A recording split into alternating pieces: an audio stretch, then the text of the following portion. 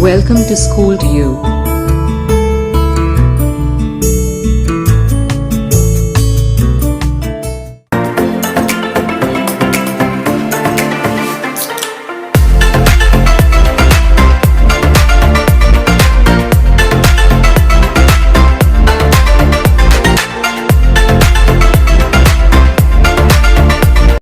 प्रश्न क्रमांक 1 आकृति पूर्ण करा यानी खाका मुकम्मल कीजिए।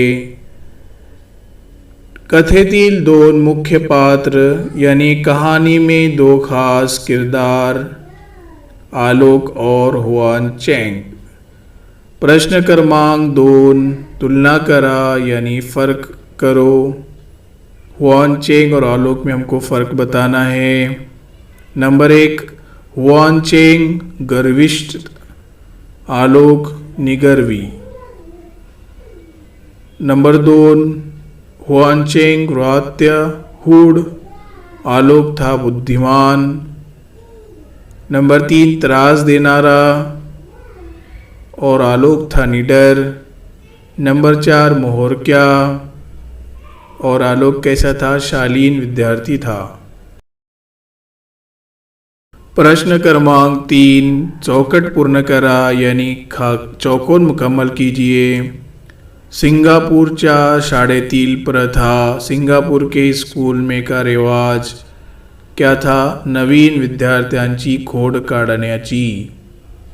प्रश्न क्रमांक 4 चेंग याने आलोकला करायला सांगितलेल्या 3 गोष्टी कोणत्या।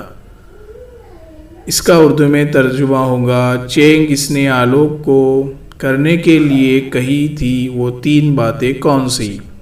नंबर 1 जाजमाच्या लाल पृष्ठभागाला स्पर्श न करता सफरचंद काढून देणे। नंबर 2 अंगावरचा कोट न उतरवता त्या खालचे चॉकीट काढून देणे। नंबर 3 पोस्ट कार्डला भोग पाडून त्यातून उभयाने जाणे। प्रश्न क्रमांक 5 आलोकने कौशल्याने आणि बुद्धिमत्तेने केलेल्या कृती कोणत्या।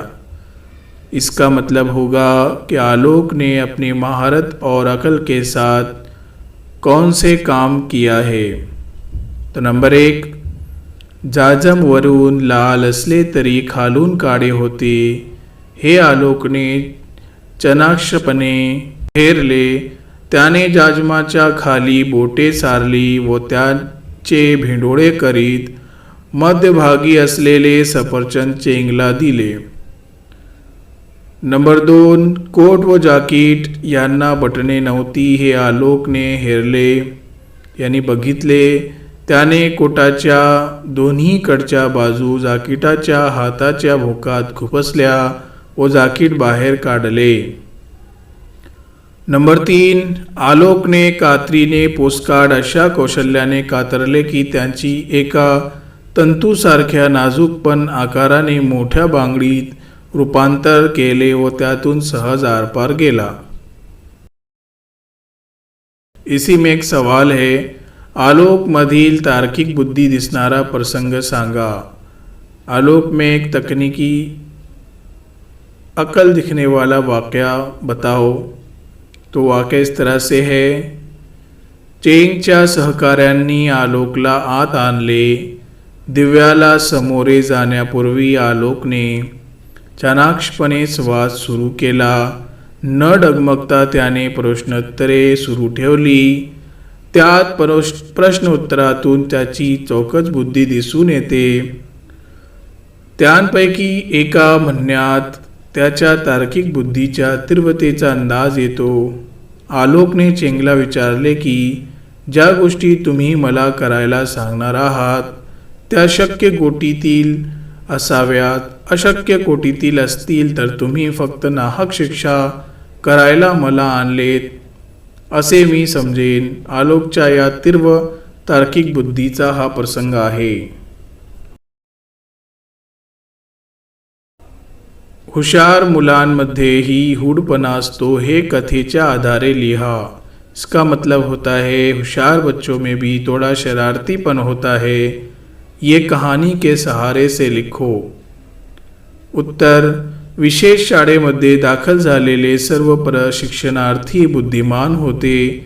सिंगापूरच्या शाळेत आलोक दाखल झाला. आधीच्या वर्गात हुशार मुले नेहमी नवीन आलेल्या विद्यार्थ्यांना दिव्य करायला लावायचे. ही त्या शाळेतील पद्धतच होती.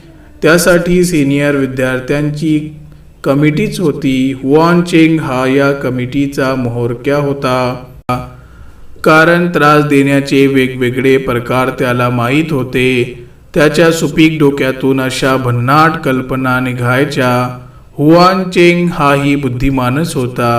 त्याची बुद्धी असल्या हुटपणातही कामी यायची. म्हणून हुशार मुलांमध्येही हुटपणा असतो असे विधान कथेत आले आहे. वीडियो अच्छी लगी हो तो लाइक जरूर करें. Thanks for watching.